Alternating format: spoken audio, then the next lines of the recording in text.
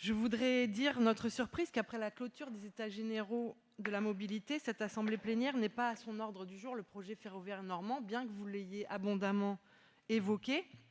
Et je vais à mon tour en dire quelques mots. À partir des éléments que nous avons glanés ici ou là, notamment parce que vous aviez accédé, je vous en remercie Monsieur le Président, à notre demande que les élus locaux soient consultés et entendus, ça a été moins le cas, sur ce plan ferroviaire, et puis d'éléments que vous venez à nouveau de développer. Mais je rappelle que ce plan n'a jamais encore été soumis ici à notre Assemblée, et j'aimerais d'ailleurs savoir quand est-ce qu'il le sera mis à l'ordre du jour. Un des rares points positifs de ce plan, c'est évidemment le rétablissement d'une liaison ferroviaire directe entre Dieppe et Paris, après 7 ans de bataille et plus de 10 000 pétitions signées en ce sens, malheureusement uniquement le week-end et à partir de janvier 2020. Mais la plupart du temps, c'est un guichet qui voit son amplitude d'ouverture diminuer ici, ou qui ferme carrément, comme à Pontorson, qui n'est rien moins que la gare qui dessert le Mont-Saint-Michel, deuxième monument le plus visité de France. C'est une gare qu'on abandonne, comme celle de Foucaral-Vimar ou Bolbec-Nointot, pour ne citer que celle-ci. Ce sont des arrêts qui n'existeront plus de manière systématique, comme à Bréauté-Beuzeville ou Yvetot, au prétexte de gagner 1 ou 2 minutes sur le trajet total, alors que le véritable enjeu, c'est d'assurer la fiabilité des horaires. Quel gâchis, lorsque l'on sait les investissements réalisés par les collectivités, comme d'ailleurs par la région elle-même, pour aménager ces gares et leur environnement, gares qui sont aujourd'hui devenues des plateformes extrêmement fréquentées, et on peut évidemment s'en réjouir. Ce sont encore des bus qui remplacent ou qui remplaceront des trains. Nous avons vu fleurir les cars Macron sur nos routes, il y aura désormais les bus Morin. Quel désastre à l'heure où les enjeux climatiques sont si vifs. Et partout, c'est la désertification qui s'accroît, la déshumanisation des gares et des trains qui s'accélère, l'égalité républicaine qui recule. Vous apportez votre pierre à la destruction méthodique des services publics. Ne vous étonnez pas dès lors qu'une colère noire explose dans nos territoires. Les craintes que nous avions exprimées lorsque vous aviez concrétisé votre volonté de reprendre les trains intercités dans le giron de la région et avec eux leur déficit d'exploitation, toutes nos craintes se confirment malheureusement. Cela se fera au détriment du réseau régional, qui est pourtant une des compétences majeures de notre collectivité, et alors même que les enjeux de mobilité et leurs conséquences sociales sont cruciaux. Cela se conjugue aux mesures prises nationalement.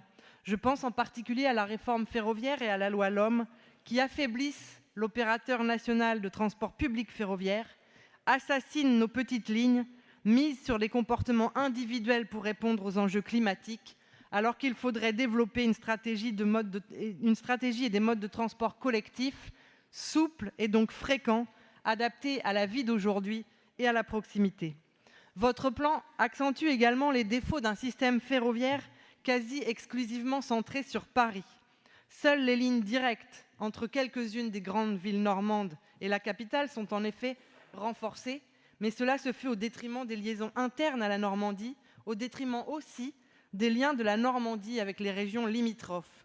Il est quasiment impossible aujourd'hui de faire un aller-retour Alençon-Rouen dans la journée par le train.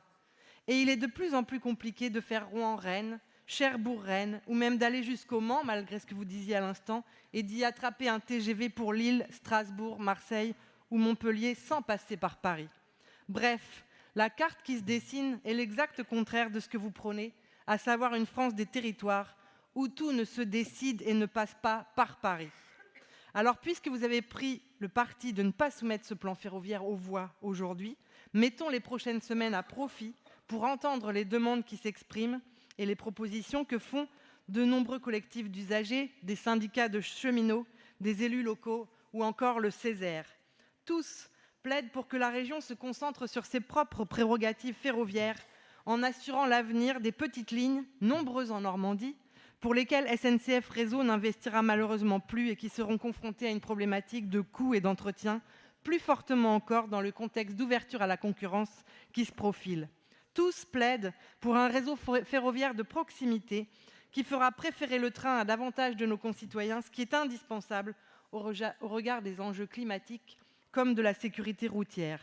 Tous font des propositions extrêmement travaillées pour mailler le territoire régional, désenclaver les villes moyennes et développer des lignes périurbaines à même de désengorger nos grandes agglomérations.